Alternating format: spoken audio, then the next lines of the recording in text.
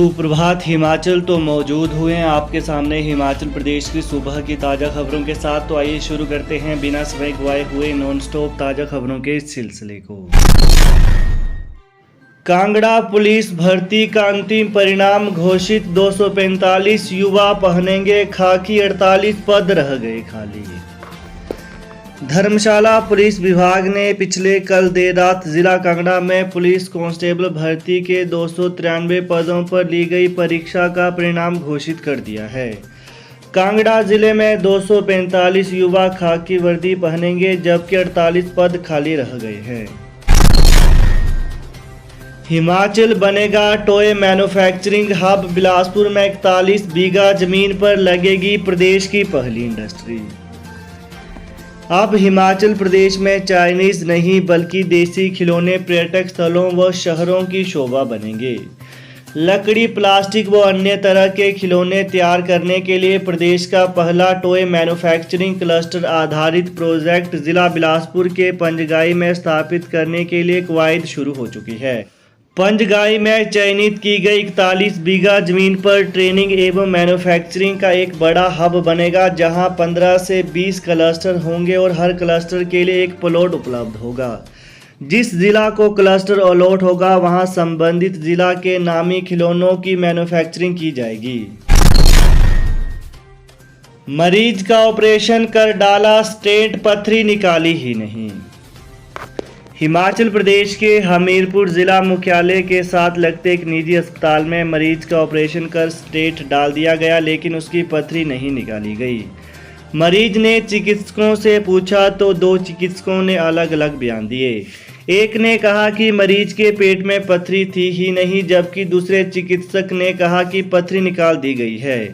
मरीज और उसके तीमारदारों को बताया गया कि पथरी नहीं निकाली है और स्टेंट डाल दिया गया है। इससे अगर पथरी हुई तो वो पेशाब के रास्ते बाहर आ जाएगी। इसके अलावा आपको बता दें कि यह अस्पताल पूर्व में भी एक गर्भवती महिला की मौत मामले में विवादों में रहा था और महिला के परिजनों ने अस्पताल का घेराव भी किया था। दारचा में बिना वीजा के पकड़ी चीन की महिला, कोर्ट ने न्यायिक हिरासत में भेजा। मनाली लेह हाईवे पर लाहौल स्पीति की पुलिस चेकपोस्ट दारचा में एक टैक्सी में चीन की महिला बिना वीजा के साथ पकड़ी गई। केलांग पुलिस ने उसके खिलाफ विदेशी अधिनियम के तहत मामला दर्ज किया है। इसके बाद उसे कोर्ट में पेश किया, जहां से उसे 6 अगस्त तक न्यायिक हिरासत में भेज दिया गया है। वहीं जानकारी के अनुसार पिछले कल एक टैक्सी सवारियां लेकर मनाली से लेह जाने के लिए दारचा पहुंची। दारचा चेक पोस्ट पर तैनात पुलिस ने वाहन व इसकी सवारियों को चेक किया। इसमें एक विदेशी महिला भी बैठी थी। उससे पूछताछ कर इसका पासपोर्ट व भारतीय वीज़ा चेक किया तो महिला चीन की नागरिक निकली, जिसके पास भारत में रहने की वीज़ा अवधि समाप्त हो चुकी थी। वह 2 वर्ष से भारत में बिना वीज़ा रह रही थी। आउटसोर्स कर्मियों से पैसे लेने की शिकायत पर विजिलेंस की दबिश, 3.5 लाख रुपए बरामद। मेडिकल कॉलेज चंबा में आउटसोर्स कर्मचारियों से रिटेंशन मनी के रूप में पैसे लेने की शिकायत पर विजिलेंस टीम ने दबिश देकर सर्किट हाउस के कमरे में ठहरे निजी कंपनी के एक मैनेजर से 3.5 लाख की नकदी कब्जे में ली है। शुक्रवार आधी रात को हुई इस कार्रवाई में मेडिकल, आबकारी एवं कराधान और विजिलेंस के अधिकारी शामिल रहे। हवाई सेवाएं मजबूत करने के लिए सीएम ने केंद्र से मांगे 1000 करोड़ रुपए। मुख्यमंत्री जयराम ठाकुर ने पिछले कल नई दिल्ली में नीति आयोग के उपाध्यक्ष सुमन बेरी से भेंट की। मुख्यमंत्री ने उपाध्यक्ष से राज्य से जुड़े विभिन्न महत्वपूर्ण मुद्दों पर चर्चा की। मुख्यमंत्री ने उन्हें राज्य में हवाई संपर्क को मजबूत करने के लिए राज्य के प्रयासों से अवगत करवाया है। उन्होंने कहा कि मंडी में ग्रीनफील्ड हवाई अड्डे के निर्माण के लिए राज्य सरकार और भारतीय विमानपत्तन प्राधिकरण के बीच संयुक्त उद्यम समझौते पर हस्ताक्षर किए गए हैं। वहीं उन्होंने राज्य में हवाई संपर्क को सुदृढ़ करने के लिए वर्तमान वित्त वर्ष के दौरान 1000 करोड़ रुपए के विशेष सहायता अनुदान का भी आग्रह किया। 4 साल बाद प्रदेश के 95 डिग्री कॉलेजों को मिलेंगे स्थायी प्राचार्य। हिमाचल प्रदेश के 95 डिग्री कॉलेजों को 4 साल बाद स्थायी प्राचार्य मिलने वाले हैं। 25 जुलाई को प्राचार्य की पदोन्नति को लेकर बैठक होने जा रही है। डीपीसी की बैठक के लिए प्रधान सचिव शिक्षा ने सभी संबंधित विभागीय अधिकारियों को सचिवालय में बुलाया है।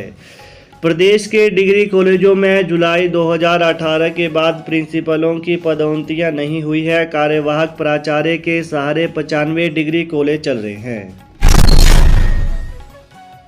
चतुर्थ श्रेणी कर्मी को 8 वर्ष सेवाकाल पर भी मिलेगी पेंशन। सुप्रीम कोर्ट ने पेंशन से जुड़े एक मामले में हिमाचल हाई कोर्ट का फैसला रद्द कर दिया है। चतुर्थ श्रेणी कर्मचारियों को 8 वर्ष सेवाकाल पर भी अब पेंशन मिलेगी। नियमित सेवा में दिहाड़ी का 20% कार्यकाल जुड़ेगा। हाई कोर्ट ने सर्वोच्च न्यायालय के निर्णय का गलत व्याख्यान किया था। मामला सुप्रीम कोर्ट पहुंचने पर इसे रद्द कर दिया है। सुप्रीम कोर्ट ने इस फैसले को रद्द करते हुए प्रार्थी बालों देवी को उसके पति की ओर से सरकार को दी गई सेवाओं के एवज में पेंशन देने के आदेश जारी किए हैं। आचार संहिता के बीच रेस्टोरेंट में भाजपा की बैठक में सरकारी वाहन से पहुंचे मंत्री। हिमाचल प्रदेश के जिला शिमला में आदर्श चुनाव आचार संहिता लगी है। ऐसे में शहरी विकास मंत्री सुरेश भारद्वाज सरकारी वाहन में ठियोग पहुंचे। वह यहां निजी रेस्टोरेंट में चल रही भाजपा की बैठक में शामिल हुए। मंत्री 4 घंटे तक बैठक में मौजूद रहे। इतना ही नहीं, थाना ठियोग से एस्कॉर्ट गाड़ी भी 3 जवानों के साथ उनके लिए भेजी गई। ज्वाइनिंग डेट से मांगी सीनियोरिटी अनुबंध, नियमित कर्मचारी संगठन ने उठाई मांग।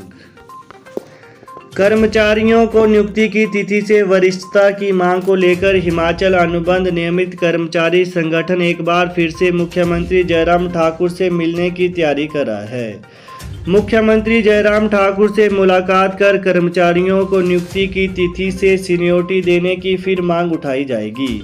अगर जल्द ही सरकार की ओर से नियुक्ति की तिथि से सीनियोरिटी देने का निर्णय नहीं लिया जाता है तो फिर विधानसभा सत्र का घेराव भी किया जाएगा। कैबिनेट में नहीं आएगी आउटसोर्स पॉलिसी, अभी करना होगा इंतजार। जल शक्ति मंत्री की रिपोर्ट फाइनल नहीं। जयराम सरकार की आउटसोर्स पॉलिसी अगली कैबिनेट में भी नहीं आ पाएगी। इसके लिए थोड़ा सा इंतजार अभी और करना पड़ेगा। वजह यह है कि कैबिनेट सब कमेटी के अध्यक्ष जल शक्ति मंत्री महेंद्र सिंह और अन्य सदस्य मंत्री अभी रिपोर्ट फाइनल नहीं कर पाए हैं और आखिरी बैठक कैबिनेट सब कमेटी को अभी करनी है। सब कमेटी के अध्यक्ष 27 जुलाई की शाम को शिमला पहुंचेंगे और 28 को फिर कैबिनेट की बैठक है। दूसरी ओर बात करें तो 28 जुलाई की कैबिनेट से पहले 25 जुलाई को ओल्ड पेंशन पर एक महत्वपूर्ण बैठक होने जा रही है।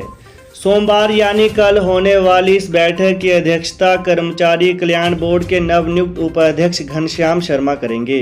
इसमें एनपीएस के पदाधिकारी भी शामिल होंगे। हालांकि आखिरी वक्त में सरकार ने यह रणनीति क्यों अपनाई कि मुख्य सचिव की अध्यक्षता वाली हाई पावर कमेटी के बजाय कर्मचारी कल्याण बोर्ड के उपाध्यक्ष को यह जिम्मेदारी दी गई।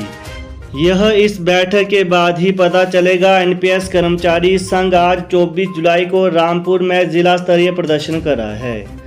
तो यह है आज सुबह के मुख्य समाचार। तो ताज़ा खबरों को पाने के लिए चैनल को जरूर सब्सक्राइब करें। Thanks for watching. जय हिंद, जय हिमाचल।